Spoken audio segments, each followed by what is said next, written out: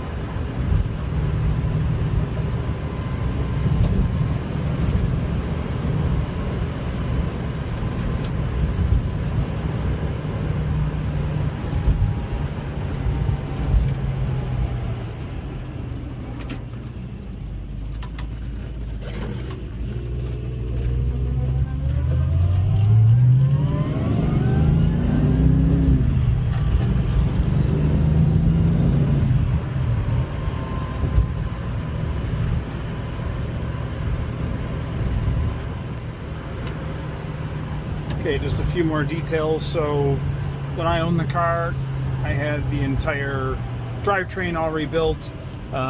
Original numbers matching engine, factory numbers matching, not a restamp, no BS. Sent that to George Forge, Motor Masters Racing, who's my Ford expert for 30 some years now. He's probably built 200 engines for me.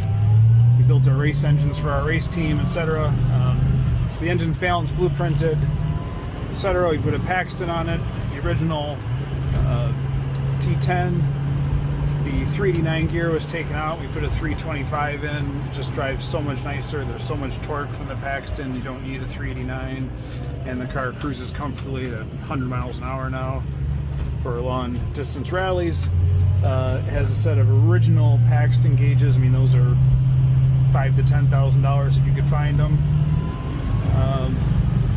Everything's done, shifts beautifully, stops beautifully, absolutely locked down, super sweet GT350, all original sheet metal, all original drivetrain. I have the original 3259 carburetor in a box that goes along with it if you desire to take off the Paxton.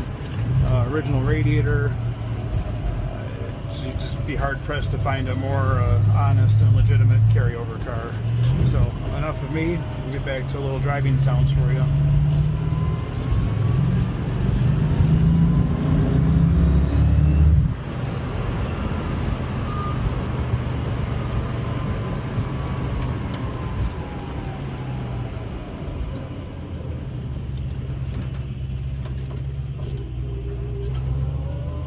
People worry about the 325 gear and it be a dog around town and all that stuff. Well, here's just 10 miles an hour.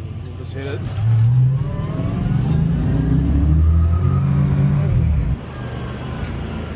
So it comes on boost around 3,500.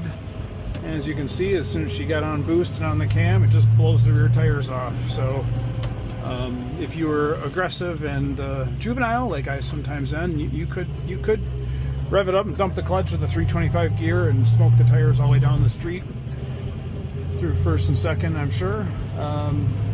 But again, we are mature individuals and we do not need to do that anymore at this stage of our lives. So my little guy here might get his license and do stuff like that, or at least I hope he does. But for now, you can see just how well set up this car is. The conies are set up the way I like them. A lot of rebound in the front, a little less rebound in the rear. Steering box has all been rebuilt. It has Moog control arms top and bottom in the front end because they're way better than the reproduction Scott Drake control arms. They look the same, but they work much better. Aluminum drive shaft I had custom made. All these little touches, Blockley tires that I get from the UK, distributor for Blockley in the US. You know, I know these cars pretty well, and this one's dialed in. We got almost 1,300 miles on the Copper State at high speeds and just had a blast in it, and now it's time for a new caretaker. So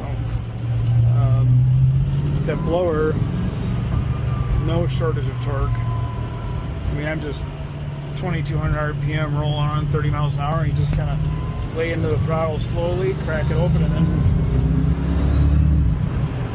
no flat spots, no surging, no goofing around.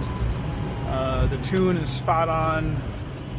I developed a diffuser for the carburetors inside the Tornado in a phone booth, as I like to call it, Paxton box, and it works extremely well. We know how to tune these things. This car's been on the dyno with a wideband, etc. So anyway, fantastic car. Hope you enjoyed the driving video, and thanks for watching. I'll shut up for the duration.